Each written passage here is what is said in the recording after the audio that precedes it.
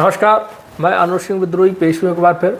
साथियों, आज हम बात करेंगे बाल गंगाधर तिलक के बारे में। गंगाधर तिलक स्वतंत्रता संग्राम सेनानी थे और उनको एक समाज सुधारक के रूप में बताया जाता है। तो आज हम बाल गंगाधर तिलक के सामाजिक विचारों पर बात करेंगे और ये बताने की कोशिश करेंगे उनके खुद के ही द्वारा लिखे जो लेख थे। उनका अखबार जो केसरी और मराठा अखबार था, मराठा इंग्लिश में जो अखबार शुरू उन्होंने किया था, और केसरी, इनके माध्यम से उन्होंने कई लेख लिखे और वो सारे के सारे लेख उनके विचारों के आधार पर थे, क्योंकि वो उनके खुद के लेख थे और खुद ही वो उस अखबार के मालिक थे। बाल गंगाधर तिलक, जिनको लोकमान्य तिलक कहा जाता है, क्या वास्तव में वो लोकमान्य थे या फिर सिर्फ वो ब्राह्मण या उच्च वर्गीय मान्य नेता थे? बाल गंगाधर तिलक किस हद तक महिलाओं, शूद्रों, किसानों की शिक्षा के विरोधी थे, वो हम बताएंगे। बाल गंगाधर तिलक किस हद तक कट्टर जातवादी, संकीर्ण वर्णवादी, धार्मिक ईश्वरवादी मानसिकता के व्यक्ति थे, वो हम आपको बताएंगे। और हम ये भी आपको बताएंगे कि वो व्यक्ति कौन था बाल गंगाधर तिलक के परिवार में जो गंगाधर तिलक का धुर विरोधी था और डॉक्टर बाबा साहब अम्बेडकर का अनुयायी था और सहयोगी था। बाबा साहब अम्बेडकर ने गंगाधर तिलक के बारे में क्या कुछ कहा, आज हम उस सब पे बात करेंगे। वीडियो थोड़ा सा बड़ा हो सकता है, तो धैर्य के साथ इसको समझें और सुनें, आगे शेयर करें, और चैनल को सब्सक्राइब नहीं किया है तो चैनल को सब्सक्राइब कर लें। बाल गंगाधर तिलक के किसानों के बारे में क्या विचार थे, यानी कि किसान विरोधी तिलक। 1874 से 79 के बीच में एक भयानक अकाल पड़ा, जिसमें पूरे देश की हालत खराब हो गई। किसान बुरी तरह त्रस्त हो गया। 10 से 20 रुपए लगान देने वाले किसानों का जो कर्ज था वो बढ़कर के 1000 से 2000 रुपये सूदखोरों का कर्ज हो गया। सूदखोरों ने किसानों को परेशान करना शुरू कर दिया, उनको मारना पीटना शुरू कर दिया, उनकी ज़मीनें, उनकी संपत्ति को जब्त करना शुरू कर दिया और उनको जेल भिजवाना शुरू कर दिया कर्ज की वसूली को लेकर के। 1881 में दक्खन सभा के नेता रानाडे ने ब्रिटिश हुकूमत से बात की और पहल करके Deccan agriculturist relief bill pass करवाया। ये बिल किसानों को सूदखोरों से राहत देने के लिए लाया गया था। इस बिल के सामने आते ही तिलक ने इस बिल का भारी विरोध किया। अकाल और सूदखोरों के कर्ज के तले दबे किसानों ने विद्रोह खड़ा कर दिया सूदखोरों के खिलाफ। इस आंदोलन का नेतृत्व बलवंत फड़के कर रहे थे। आंदोलन में अछूत और आदिवासी शूद्र उनका साथ दे रहे थे, जिसमें दौलतिया रामोसी, बाबाजी चमार, सखाराम महार और कोंदू मांग जैसे अछूत और आदिवासी नेता फड़के के साथ मजबूती से खड़े हुए थे। तिलक ने किसानों की राहत के लिए बने इस बिल का भारी विरोध करते हुए फड़के के आंदोलन का एक गुमराह शख्स की कोशिश कह करके उसका कड़ा विरोध किया और अपने अखबार में द मराठा में 9 अक्टूबर 1881 में एक आर्टिकल किसान और फड़के के आंदोलन के खिलाफ लिखा। सरकार ने फड़के को गिरफ्तार कर लिया, उनको जेल भेज दिया गया, उनके मुकदमे चले और वहीं जो है जेल के अंदर ही अदन की जेल में 1883 में फड़के की मौत हो गई। किसानों को इस तरह बदहाल न होना पड़े, इसके लिए रानाडे और वेडवर्न ने कृषि शेतकारी बैंकों की स्थापना का प्रस्ताव ब्रिटिश हुकूमत के सामने रखा। ये बैंक किसानों को बेहद कम ब्याज दर और लचीली भुगतान शर्तों पर कर्ज देने वाले थे, लेकिन तिलक ने प्रस्तावित बैंकों का भी लगातार विरोध किया। बाल गंगाधर तिलक ने सूदखोरों को किसानों का भगवान कहा। बाल गंगाधर तिलक ने कहा कि जो लोग सूदखोरों का पैसा वापस नहीं कर रहे हैं, उन्हें जेल भेजने वाला कानून फिर से लागू किया जाना चाहिए। तिलक के भारी विरोध के कारण आखिर 1885 में ब्रिटिश हुकूमत ने इन बैंकों को, जो किसानों को राहत देने के लिए खोली जाने वाली थी, उनको खोलने का जो फैसला था वो रोक दिया। 1897 में फिर से पड़े एक भयानक अकाल के बाद गोपाल कृष्ण गोखले और दक्कन सभा की ब्रिटिश हुकूमत से वार्ता के बाद में सरकार ने 48 लाख रुपए का कर्ज को माफ कर दिया और 64 लाख रुपए की कर्ज वसूली को रोक दिया, जिसके बाद तिलक जो है बुरी तरह भड़क उठी। तिलक ने रैयतवाड़ी की जमीनों को टैक्स फ्री करने और सूदखोरों को टैक्स में छूट देने का आंदोलन खड़ा कर दिया इसके विरोध में कि आखिर किसानों का कर्ज माफ क्यों किया गया, जिसको लेकर के उन्होंने अपने अखबार में एक लेख लिखा। 25 फरवरी 1900 में प्रकाशित लेख था। हम देखेंगे कि महिलाओं, किसानों, शूद्रों यानी कि गैर ब्राह्मणों की शिक्षा को लेकर के तिलक किस हद तक विरोधी थे। 1881 में पूना सार्वजनिक सभा ने ब्रिटिश हुकूमत से 200 की आबादी वाले हर गांव में एक स्कूल खोलने की अपील की, और जैसे ही ये पूना सार्वजनिक सभा ने अपील की सरकार से, वैसे ही तिलक ने खुल करके इसका विरोध शुरू कर दिया, जिसको लेकर के उन्होंने अपने मराठा अखबार में 15 मई 1881 में एक आर्टिकल भी लिखा। तिलक ने कहा कि किसानों, कुर्मियों को शिक्षा देना बेकार है, ये धन की बर्बादी है, फिजूल खर्ची है। गणित, विज्ञान, भूगोल की जानकारी उनके व्यवहारिक जीवन में इसका कोई लेना देना नहीं है। उनको ये शिक्षा नहीं दी जानी चाहिए, ये फिजूल खर्ची होगी, इससे उनको कोई फायदा नहीं होगा, ये शिक्षा उनको नुकसान पहुंचाएगी। वर्ण व्यवस्था, जाति व्यवस्था के आधार पर जिसका जो पेशा है उसको वही पेशा करना चाहिए, ये सीधे तौर पर तिलक का कहना था। यानी कि कुम्हार को मिट्टी के बर्तन बनाने सिखाए जाने चाहिए और बढ़ई को लकड़ी का सामान बनाना सिखाया जाना चाहिए। इसी तरीके से जिसका जो जातीय पेशा है, मोची को जूते गांठना या दर्जी को कपड़े सिलना, या जिसका जो जाति पेशा है उसको वही काम सिखाया जाना चाहिए।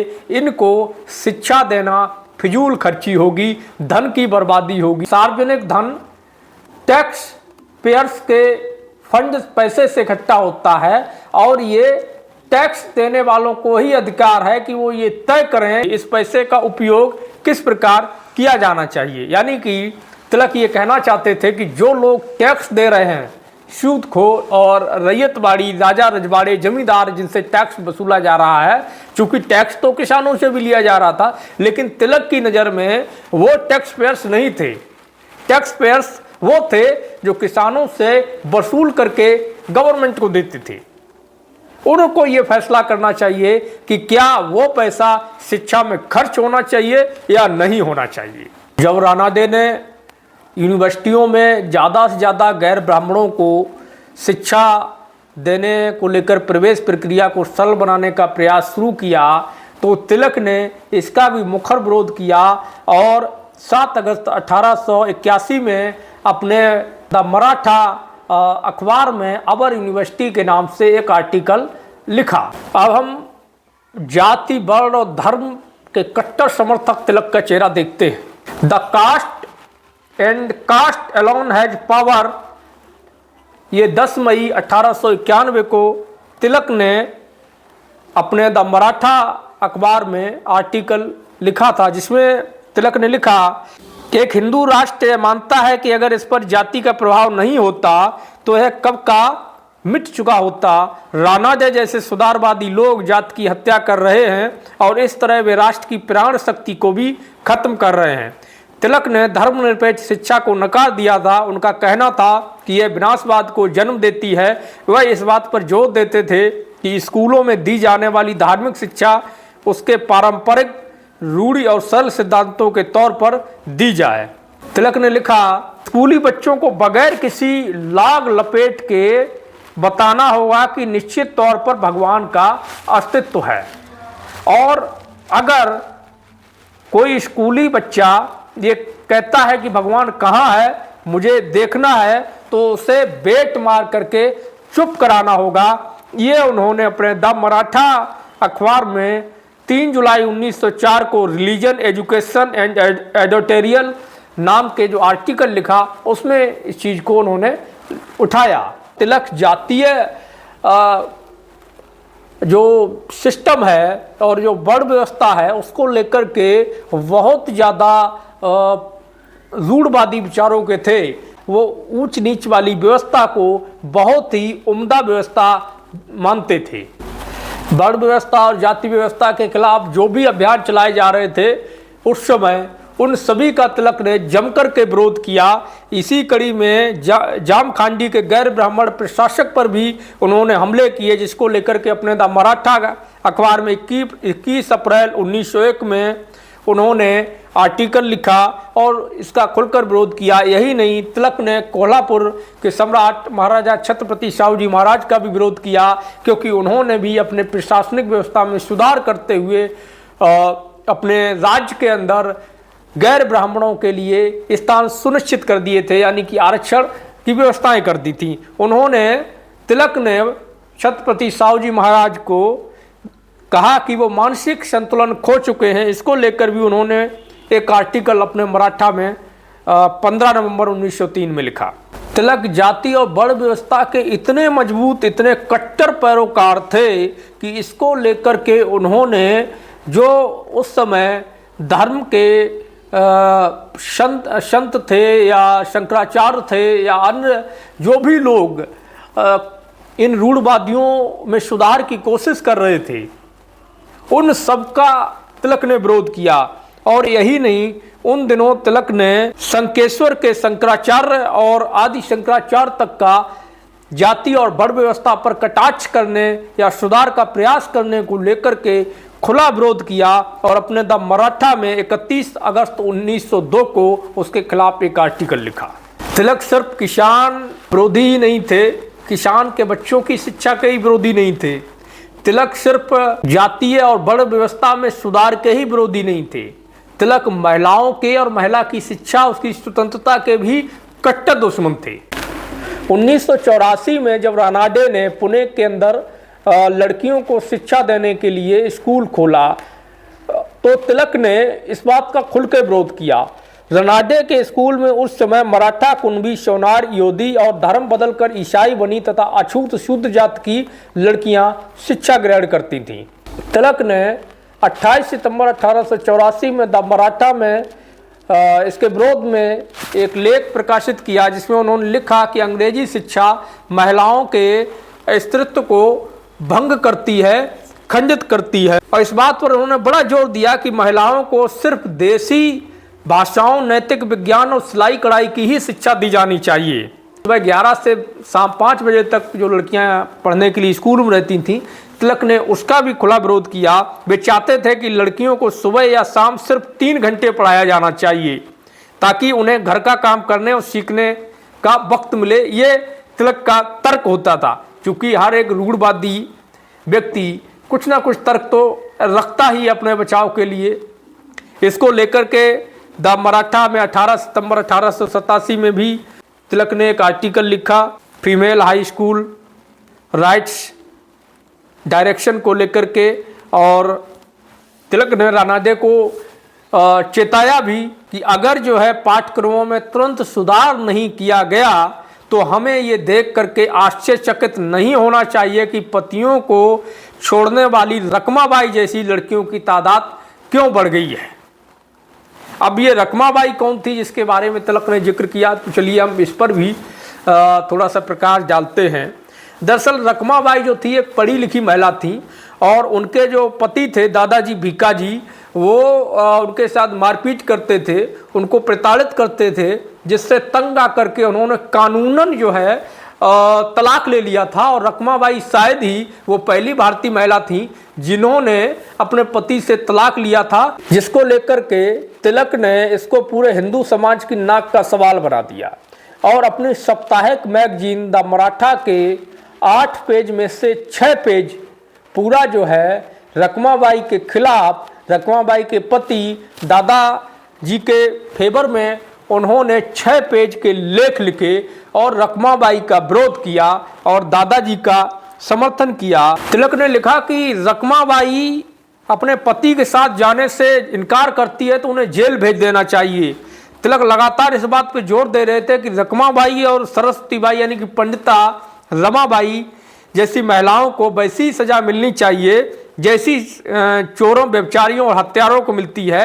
ये उन्होंने अपना जो द मराठा 12 जून 1887 को प्रकाशित हुई उसमें उन्होंने लिखा। ये जो पंडिता रमाबाई थी, पंडिता रमाबाई एक समाज सुधारका थी, ब्राह्मण समाज से थी, विधवा महिलाएं थीं और अछूत अप्रसन्न महिलाएं थीं। उनके सुधार और शिक्षा को लेकर के इन्होंने अपना शारदा फाउंडेशन की स्थापना की हुई थी और स्कूल कॉलेजों का संचालन किया था। ये उनके सुधार के लिए लगातार काम कर रही थी, जिसको लेकर के बाल गंगाधर तिलक ये पंडिता रमाबाई से इतने खफा थे कि पंडिता रमाबाई को वही सजा दिलाना चाहते थे जो सजा किसी चोर, डकैत या हत्यारे, व्यभिचारी को दी जाती है। इससे आप जो है तिलक की उस विचार, उस मानसिकता को समझ सकते हैं जो उनके अंदर पितृ सत्तात्मक और पुरुष प्रधान मानसिकता थी, जो ब्राह्मणवादी मानसिकता थी, जो महिला विरोधी, किसान विरोधी, शूद्र अतशूद्र विरोधी जो मानसिकता थी उसको आप जो है समझ सकते हैं। यहीं पर नहीं रुके, तिलक ने इससे और बढ़कर महिलाओं का विरोध किया। 1890 में एक नाबालिग फूलमणि नामक बालिका की 9 साल की उम्र में एक हरिमती नामक 35 साल के पुरुष के साथ में शादी कर दी गई। चूँकि उस समय जो है बाल विवाह का प्रचलन था और ज़्यादातर 9-10 साल की उम्र में शादियाँ कर दी जाती थी। तो जो फूलमणि का पति था हरमती, उसने जबरन उसके साथ में जब संबंध बनाए तो फूलमणि की मौत हो गई। उस मौत के बाद में पूरे देश के बौद्धिक वर्ग में एक विमर्श खड़ा हो गया बाल विवाह के विरोध में, और लड़कियों की शादी की उम्र को बढ़ाए जाने की मांग तेज हो उठी। जब ये मांग उठी कि लड़कियों की शादी की उम्र 9-10 साल से बढ़ा करके ज़्यादा की जानी चाहिए, तो तिलक ने इस बात का पुरजोर विरोध किया। तिलक जो है बाल विवाह की वकालत करने लगे और उन्होंने हरमती यानी कि फूलमणि के पति का बचाव किया। उन्होंने इसको लेकर के लोगों से अपील की कि मैती पहले ही अपनी पत्नी खो चुके हैं, अब उनकी और लानत मलानत न की जाए, जिसको लेकर के द मराठा में 10 अगस्त 1890 में उन्होंने एक जो है लेख अपनी जो अखबार था, अपनी वो मैगजीन थी, उसमें लिखा। हालांकि ये घटना इतना ज़्यादा इसकी चिंगारी भड़की कि देश का हर तबका इस मांग के समर्थन में खड़ा हो गया और अंत में 1891 में सहमत की उम्र पर बिल पास हुआ और महिलाओं की शादी की उम्र को बढ़ाया गया। तिलक ने 8 नवंबर 1903 में अपने अखबार मराठा में लेख लिख कर के ब्रिटिश हुकूमत की इस बात को लेकर के आलोचना की कि उनकी वजह से किसान है वो जमींदारों और सूदखोरों से मुक्त हो गया, जिसको लेकर के तिलक ने हमेशा ही औपनिवेशिक सरकार की आलोचना की। उन्होंने ईमानदार और खोटे जैसे जमींदारों का जोर शोर से बचाव किया। तिलक ने किसानों को मजबूत बनाने के प्रयासों का हमेशा विरोध किया, जिसको लेकर उन्होंने मराठा में 27 सितंबर 1930 को लेख लिखा, द कोटी विल एडिटोरियल। और यही नहीं, जब डी कर्वे ने 1915 में महिला यूनिवर्सिटी की स्थापना की तो तिलक का कहना था कि हमें एक औसत हिंदू लड़की को बहू के तौर पे देखना चाहिए, इसका अपने पति के घर के लोगों के प्रति खास कर्तव्य हो। उन्होंने कर्वे से कहा कि वो यूनिवर्सिटी के पाठ्यक्रम को खाना बनाने, घर के अर्थशास्त्र और बच्चों की देखभाल जैसे विषयों तक सीमित कर दें। द मराठा 27 फरवरी 1916 इंडियन वुमेन्स यूनिवर्सिटी नाम के आर्टिकल में उन्होंने लिखा। अपने अखबार द मराठा और नगर पालिका में अपने समर्थकों के जरिए तिलक ने लड़कियों के लिए मुफ्त अनिवार्य शिक्षा का विरोध लगातार जारी रखा। अब हम जानेंगे कि तिलक के बारे में बाबा साहब अम्बेडकर ने क्या कुछ कहा है। तिलक उस समय कांग्रेस पार्टी में कार्य कर रहे थे। कांग्रेस के अंदर ही एक संगठन सोशल कॉन्फ्रेंस था जो समाज सुधार के लिए कार्य करता था। 1895 में जब कांग्रेस का अधिवेशन चल रहा था, कुछ लोगों ने कहा कि यदि कांग्रेस के अंदर सोशल कॉन्फ्रेंस ने समाज सुधार का कार्य किया तो हम कांग्रेस के पंडाल को जला देंगे। ऐसे लोगों का वैचारिक नेतृत्व तिलक ने किया था। अंत में तय हुआ कि कांग्रेस समाज सुधार के किसी कार्य क्रम से कोई संबंध नहीं रखेगी, चाहे वह कितना भी जरूरी क्यों नहीं हो। इस प्रकार कांग्रेस केवल एक राजनीतिक प्लेटफॉर्म बनकर रह गई थी। उसने समाज सुधार के कार्यक्रम बिल्कुल बंद कर दिए थे। इसका जिक्र डॉक्टर बाबा साहब अम्बेडकर ने अपनी किताब कांग्रेस और गांधी ने अछूतों के साथ क्या किया में विस्तार से किया है। अपनी एक और किताब रानाडे, गांधी और जिन्ना में बाबा साहब लिखते हैं कि बुद्धिजीवियों का एक समूह कट्टरवादी और अराजनैतिक और दूसरा समूह प्रगतिशील राजनैतिक है। पहले समूह का नेतृत्व पहले चिपळूणकर और बाद में तिलक ने किया। इन दोनों ने रानाडे के लिए हर तरह की मुसीबत खड़ी की। इससे न सिर्फ समाज सुधार के कामों को नुकसान हुआ, बल्कि अनुभव बताते हैं कि इस वजह से राजनीतिक सुधारों की भी सबसे अधिक हानि हुई। तिलक और रानाडे की तुलना करते हुए अम्बेडकर ये भी लिखते हैं कि तिलक बेशक जेल में रहे, लेकिन रानाडे की लड़ाई ज़्यादा मुश्किल थी।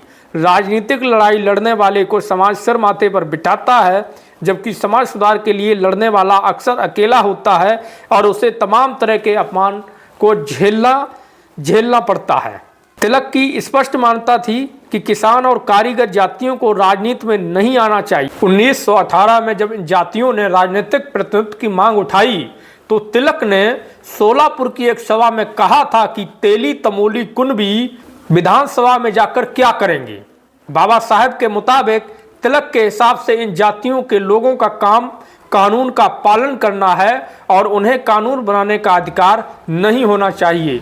कुल मिलाकर देखा जाए तो तिलक के सामाजिक विचारों को वर्तमान भारत में स्वीकार नहीं किया जा सकता है। बाबा साहब ने जो तिलक के बारे में कहा है, इससे आप समझ सकते हैं कि तिलक की विचारधारा कितनी रूढ़वादी थी, कितनी शूद्र अतिशूद्र महिला किसान मजदूर विरोधी विचारों के तिलक थे। इसके बाद हम बात करेंगे उस शख्स की जो तिलक के परिवार का सदस्य था और तिलक का धुर विरोधी था और बाबा साहब का अनुयायी था, श्रीधर पंत, श्रीधर बलवंत पंत तिलक। ये श्रीधर पंत बाल गंगाधर तिलक के सबसे छोटे बेटे थे और ये बाल गंगाधर तिलक की रूढ़वादी, जातवादी, कट्टरपंथी विचारधारा के धुर विरोधी थे। श्रीधर पंत को तिलक गुट ने इतना प्रताड़ित किया, उनके बारे में उल्टा सीधा लिखा कि एक दिन श्रीधर पंत ने ट्रेन के आगे कूद करके अपनी आत्महत्या कर ली। श्रीधर पंत ने अपनी आत्महत्या से पूर्व बाबा साहब को एक पत्र लिखा, जिसके विषय में हम आपको पढ़कर सुनाते हैं। श्रीधर पंत लिखते हैं, यह पत्र आपके हाथों में पड़े इससे पहले ही मेरे दुनिया छोड़कर जाने की खबर आपके कानों में पड़ चुकी होगी। समाज समता संघ के काम को आगे बढ़ाने के लिए पढ़े लिखे और समाज सुधारवादी युवाओं को आंदोलन की तरफ आकर्षित करना होगा। इस सिलसिले में आपके अथक प्रयासों को देखकर मैं बेहद प्रसन्न हूँ और मुझे भरोसा है कि ईश्वर आपको यश प्रदान करेंगे। महाराष्ट्रियन युवा अगर इस उद्देश्य का बीड़ा उठा लें तो छुआछूत की समस्या महज 5 सालों में सुलझ जाएगी। उत्पीड़ित वर्गों के मेरे भाइयों के दुख दर्दों को अपने इष्ट कृष्ण देव तक पहुंचाने में मैं आगे जा रहा हूं। मित्रों तक मेरा शुभकामनाएं पहुंचाइएगा। भवदीय श्रीधर बलवंत तिलक। पत्र को मिलने के बाद में बाबा साहब काफ़ी निराश हुए और इसको लेकर के उन्होंने शोक व्यक्त किया और तिलक को बहुत बाल गंगाधर तिलक को काफ़ी कुछ खरी खोटी कही। अगले वीडियो में हम आपको बताएंगे बाबा साहब अम्बेडकर, गंगाधर तिलक और श्रीधर पंत के बीच में किस तरीके का संवाद और संबंध था और आपसी विचार किस तरीके से एक दूसरे से टकराते थे, किस तरह से श्रीधर पंत जो तिलक बाल गंगाधर तिलक के छोटे बेटे थे वो बाबा साहब अम्बेडकर के अनुयायी बने और उनके समर्थक हुए, उनका कार्य समाज सुधार की दिशा में क्या था, इस सब पर हम अगले वीडियो में बात करेंगे। तब तक के लिए मैं आपसे ये निवेदन करता हूं कि वीडियो को अधिक से अधिक शेयर करें, यूट्यूब चैनल को सब्सक्राइब करके नोटिफिकेशन को ऑन जरूर कर लें और कमेंट में अपनी प्रतिक्रिया देना ना भूलें। मिलते हैं फिर अगले वीडियो में। धन्यवाद।